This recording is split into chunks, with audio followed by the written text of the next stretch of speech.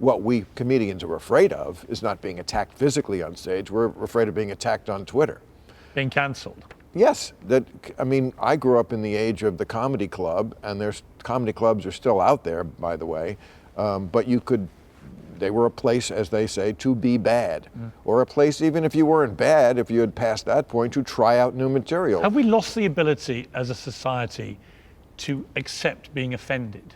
Well, of course, and that's part of it. I mean, comedy has to find where the line is, Oh, you crossed the line. Well, I'm the mind seeker. I'm out there with the bayonet, digging into the ground to see where the mines are. And who decides this line? Once in a while, one's going to blow up in our face. Right, but who give me decides some credit for being the guy out there with the bayonet? And who decides the line?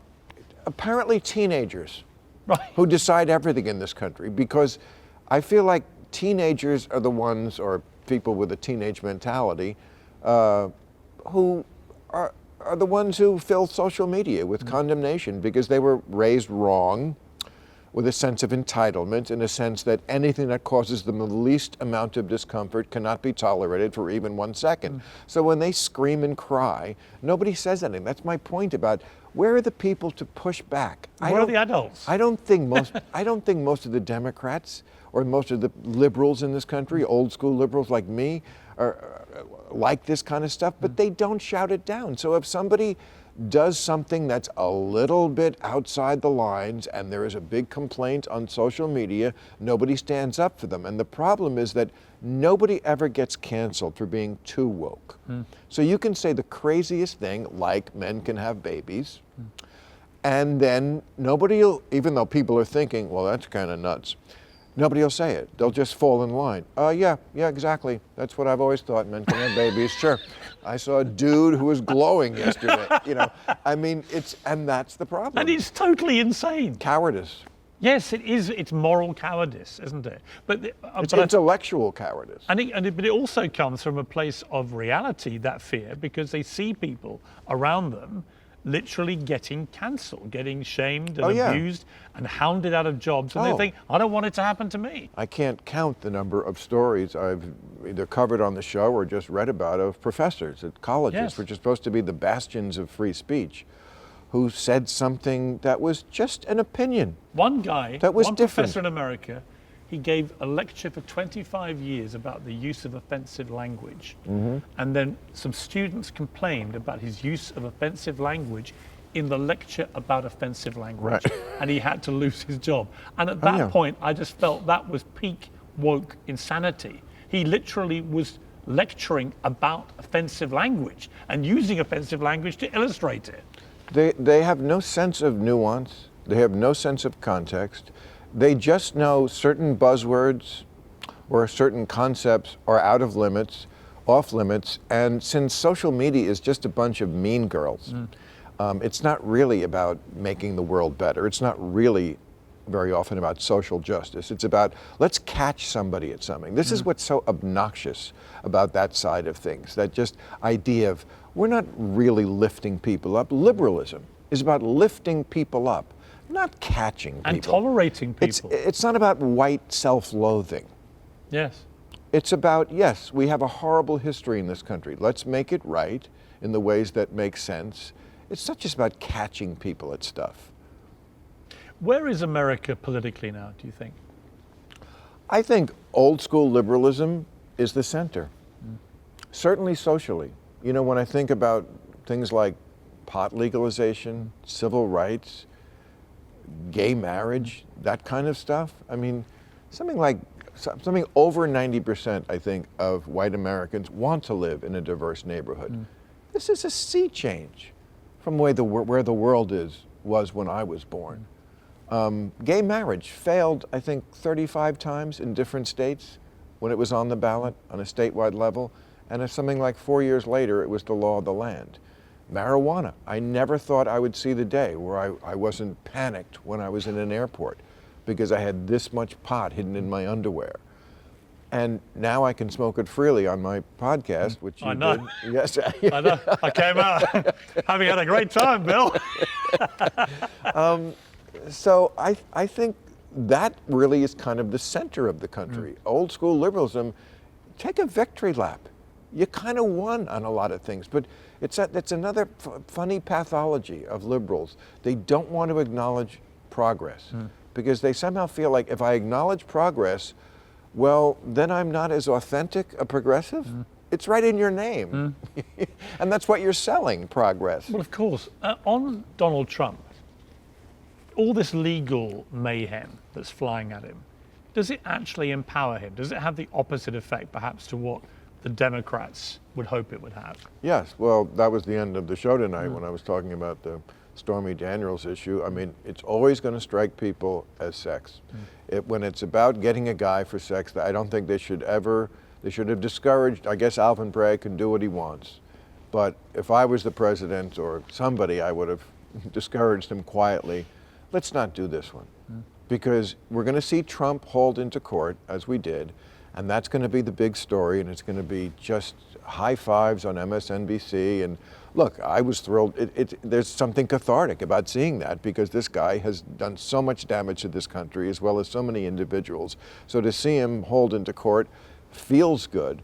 But now when these real cases come up, the ones about asking for votes in Georgia, January 6th, even the documents one, I mean, I just think the power of it is going to be diminished. Can he win again?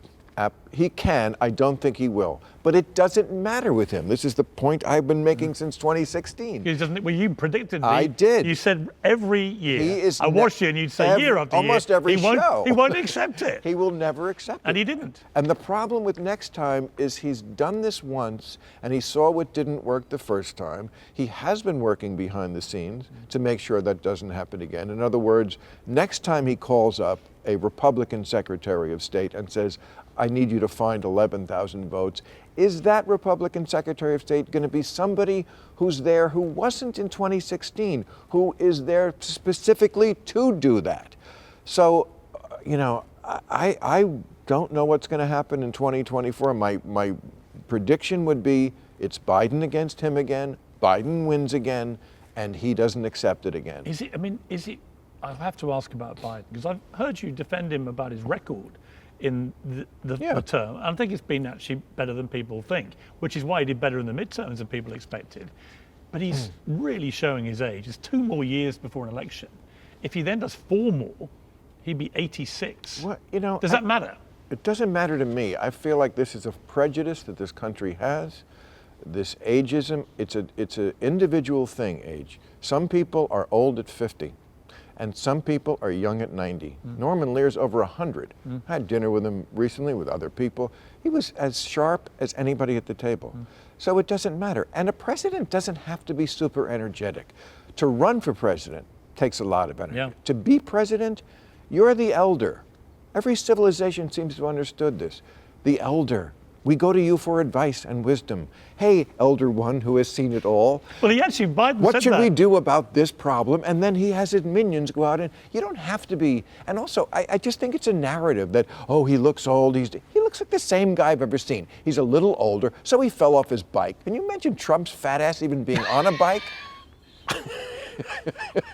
Really? Biden did say in Ireland an interesting thing, actually. He said that, yes, he's got more experience than anyone that's ever become president. And he said, but that gives me no excuses. It gives him the wisdom, but also no excuses. I thought that was quite an honest appraisal of what all that experience gives him. Yeah, I just think people look, do I love everything Biden has done? No, I don't. I think he caves into that super left side a little too much. I think they go to him with that stuff and he goes, I don't understand it. I can't be bothered with it. I have real matters to do. If you want to do this, fine. I'm not going to fight you on it.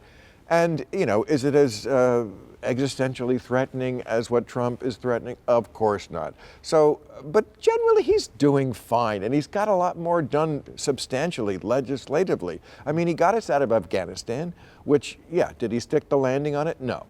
But a lot of that was because Trump organized that before he even got there with his stupid we'll get out by this date, and he only left 2,500 troops there. He left them a horrible hand. So it's not a terrible idea to say that. And of course the Democrats never do because they're just so afraid, oh, they'll just say we're using excuses. It's a reasonable excuse. It's a real excuse. Having said that, they could have done it better, but at least we did it and we should have done it. And he actually got the ball rolling on climate change in a big way that nobody's been able to do before. He steered most of this big money we're spending towards stuff. They're all really climate change bills. And nobody did that, and he got infrastructure going, and he's an old school kind of guy. Is he perfect? Of course not. But he's getting the job done, and we're back to normal. It's not insanity. He's not, poop tweeting and having feuds with Bette Midler and, throwing towels at people. I mean, it's a lot. Who has been for you the greatest American president of them all? Well, certainly the one I've seen in my lifetime, I mean, it would be Obama. I mean, I didn't see George Washington, but, he's still the greatest in my view, because there would be no country without him, and he made some incredible decisions, like how he won the war, which most generals could not have won that war, saying he would not be a king, refusing the crown, and saying, no, we have to have a peaceful transfer of power. I do think you giving up our king was a massive strategic error. I'm sure you do. Just for the record. But Obama, as far as modern presidents, and no one can compare. First of all, because what he did, he came in right at a moment of incredible economic crisis that a lot of other guys would have crashed. We'd be in a depression now. And, no drama Obama. Boy, he just kept his eye on the ball. And by the way, we didn't even lose money. Does the American... And the first black president. Right, that was a very significant... The hardest thing. I mean, I always said, and he had to be the Jackie Robinson, and he was. Jackie Robinson in the sense of, you can't take the bait. They're going to say horrible things, you just got to keep your eye on the ball. Amazing discipline this guy has. I agree with that. Does the American dream still exist, do you think? Yeah. In fact, that's maybe the one thing that does exist that we still have going for us, because we've lost so much. But I talked about this all the time, especially with people who have come to this country on purpose, and not from countries that are places you'd think where people would want to leave, like your country. People come here on purpose. I know people from France and Germany and Canada. And I think what they would say is, yes, America has a great flaw in that we don't take care of the losers quite as well as socialist countries. If you fall behind, it's kind of like, well, see ya, wouldn't want to be ya. But what America does have is still the sense of possibility. You absolutely can reinvent yourself tomorrow and be whatever you want. You can make your future here. You can make your way, and you can go as high as you can. They don't cut down the tall trees, as a Canadian friend of mine once said. So in that sense, there is still the American dream. Now, how available is that to everybody? That's a good question. The coronation is coming up, and I know you're probably trying to suppress your wild excitement. Okay. Will you be watching? No. Of course not. It's not my country, and it's stupid. Do you care about the royal family? Of course not. It's an anachronism, and I said this to people who are royals to their face. I'm not going to call you Your Highness. Really? Who did you say that to? I said that to Queen Noor. Really? Absolutely. I said it's ridiculous that one human being, this is something liberals especially should believe, that you don't call another human being Your Highness? Are you kidding me? Come on, Bill, try it. No. And, although I do, personally, I like Charles. I always thought he was a smart guy. He had some really good issues. I thought they made fun of him. He gave him some ammunition for that, but no public person doesn't. But, why even have this? And I know there are reasons. Enjoy it, whatever. Have you been hanging out with Meghan and Harry since they've been in California? No, I don't know them. What do you think of them? I admire Harry for going to Afghanistan. Anybody who's had military service, I can only criticize so much because I haven't. And there's nothing that compares to military service. But they're ridiculous after that.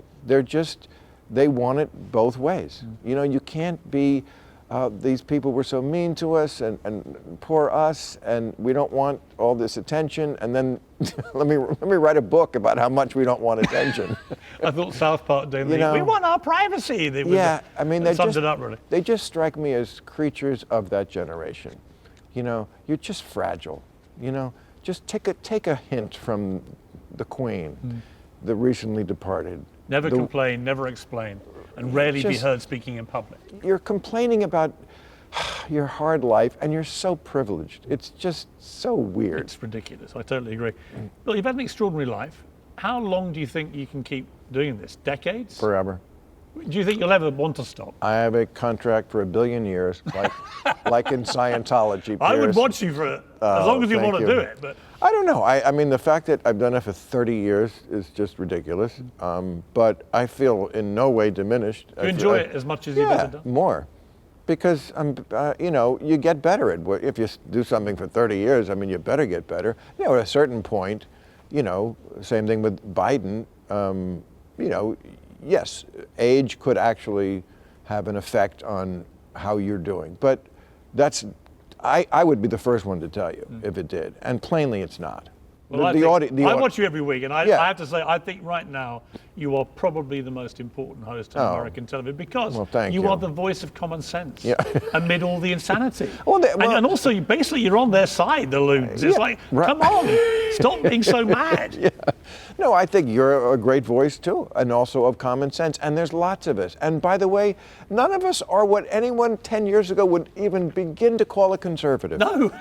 We're not conservatives. I mean, you go down the line about what we believe and how we live our life. We're not out there shooting Bud Lights. And I will not bend the knee and just go along with the nonsense. That's what's so annoying about them. The most of all, they insist that you go along with their nonsense and their insanity and their fragility, or else you're thrown outside the group and you're excommunicated from liberal. No, you're not the liberal. I haven't changed. Yes. You invented a whole new thing called wokeism, which used to have a much more valid meaning. It's actually a form of fascism. The way they go about it, the way without the extreme violence, but the ideology that you will conform to our narrow world view, and if you don't, we're going to really do bad stuff to you. Yeah, that's a fascist mentality.